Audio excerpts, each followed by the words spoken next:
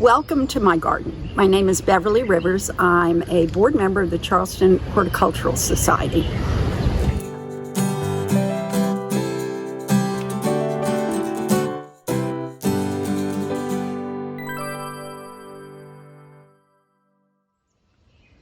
So this is the entrance to the house from the driveway, which is the way most people would enter. And I recently, within the last 2 years, had a wonderful landscape installer, hardscape installer, designer work with me and help me create this whole new space. This bluestone pathway terrace was a collaboration between Keb and myself. We tried to keep the few plants I had in here that I didn't want to part with, one being the enormous tea olive, which is struggling from the excavation, but we have hopes. And otherwise, the maple has been here for years. Otherwise, most of the plant material is new and designed according to this new layout. My house is not very large, and as a result, I've tried to utilize every outdoor space as an extension of my house to make it feel more spacious. I was fortunate enough to have these nice big double doors, and as we developed this new terrace in the front of the house, part of the plan was to make it feel very private and almost like a small entry courtyard, so that and I could keep these doors open and look out and enjoy this view from inside. As we moved along with the terrace and went off to the side, I have a corner lot. We decided that with the elevation that we created, which I wanted an elevation because the low country is so flat. We needed steps, and so Keb came up with the idea of using these oversized flagstones and creating a step down from the terrace. And the reason it's laid in this angle in the grass is so that it pulls you into the next room of the garden, and it makes you wonder what's around the bend. So this is one of the full sun areas in my garden, and because of that, I chose it as a space that I could put flowering plants into, perennials, annuals, even some shrubs, to test them, to see how long do they last, what is their sequence of bloom relative to other plants. In order to do the business that I had for many years, helping people design small spaces in their garden, I needed to know just how to expect these plants to perform. It also was a space I saw every day when I drove in and out of my driveway, so I could keep an eye on it. As a result, you see a hodgepodge of things in here. Some are my favorites. I put a little water garden in here because I've never had a water garden and I wanted to see water lilies. I am adding some native azaleas because I love native azaleas. This one is all finished back here, but it's a stunning orange yellow. And I've learned that the more sun they're in, the better they do. And then I just have come along, I've added some iris, some daylilies, even hellebores in this full sun, no problem. And bronze fennel for the great texture. And then as we get down to the mailbox, that was always such a problem spot for me. It seemed to stay chronically wet. It did nothing but grow weeds. I got so tired of dealing with it that I had some stones laid, and I put pots of succulents down there so that I don't have to reach to water. And when I go to get my mail every day, I have something to look at that is fun. So thus this hodgepodge of pots.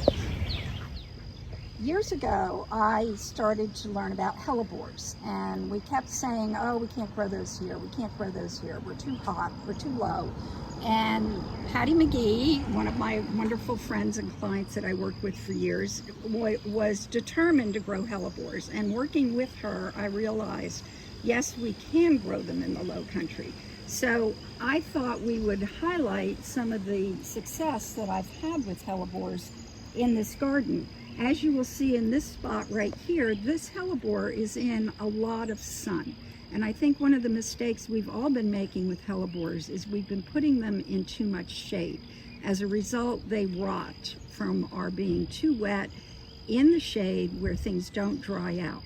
So I'm going to show you some of the wonderful collections that I put together. And remember, these have been in the ground in these spots now only a few years. And you know, here's an Orientalis hellebore from years ago that I moved to this spot.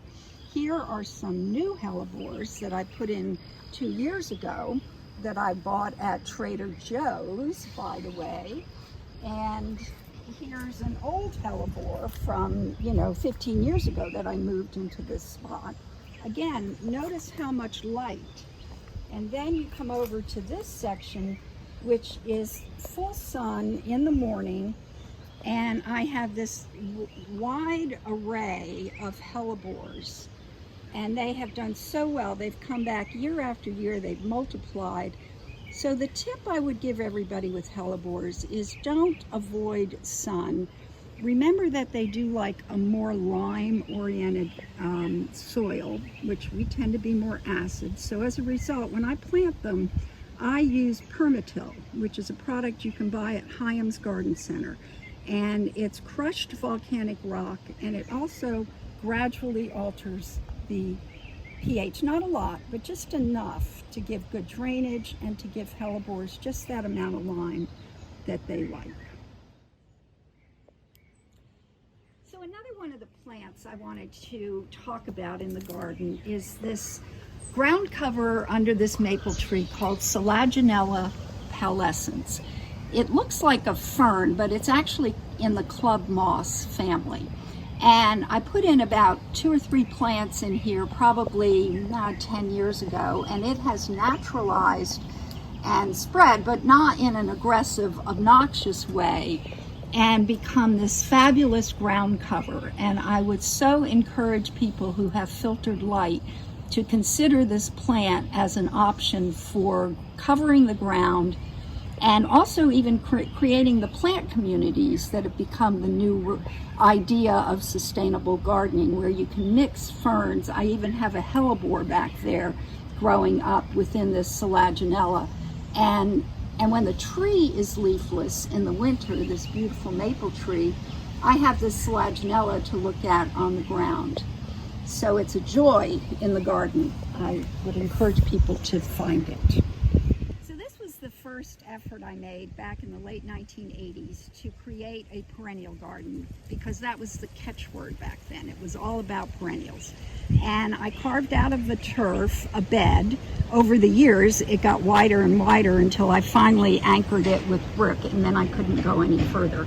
I've added to it, I've changed it. It's become a wonderful joy, but it's in full sun, and so I've been putting in more and more plants that need almost no attention. I have a rose from Francis Parker down in Beaufort, who was one of my mentors that I will never be without. I have some daylilies. I have Baptisia, which the Hort Society sold recently in their plant sales, a great perennial. And I have blueberries, I have agapanthus.